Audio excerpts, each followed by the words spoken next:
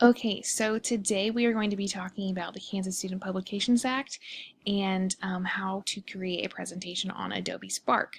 So some of the objectives that we will have are students will be able to create a multimedia presentation using Adobe Spark, and students will be able to explain the parts of the Kansas Student Publications Act and how it pertains to them. So this assignment is going to meet the objectives because Adobe Spark uses resources to create a page, and you are going to be tested on your knowledge of the Kansas Student Publications Act. So what I want you to get from today is and myself will know how I have done as a teacher teaching this topic of the Kansas Student Publications Act, and it'll allow me to establish a baseline for where we're at, and also if I need to go over it again or anything like that. So the assignment, you are going to create an Adobe Spark page on the Kansas Student Publications Act, and what information needs to be included is what is the act, how does it help students in Kansas, student journalists, what other states have an act like this, and at least 3 photos. So let's take a look at Adobe Spark. So here is what my page looks like after I have signed in. So I just signed in using Google, so just use your Google account that the school has already given you.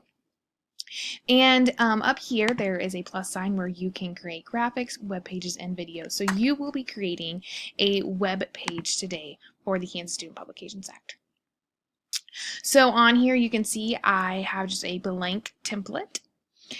Adobe Spark allows you to choose different themes. So let's just go with the first one, storybook. There's a whole bunch in here that you can scroll down and look through, but we are just going to go with the first one for now. So you can add a title. So Kansas Student Publications Act. Okay.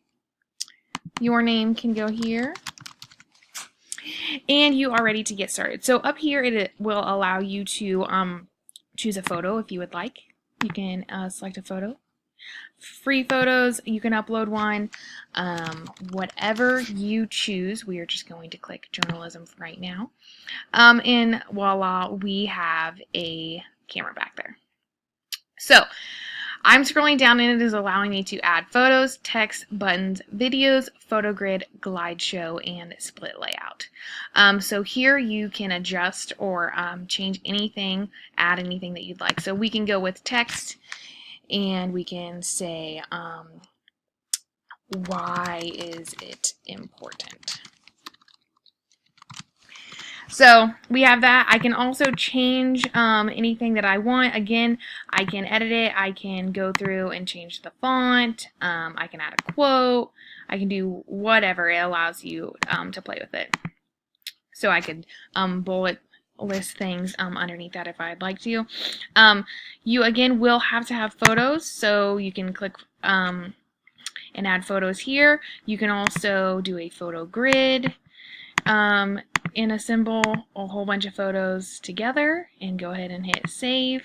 Now you have photos in a line. You can add captions or cut lines to them as well. So again, you can go through, edit, make it fancy, do whatever you need to do.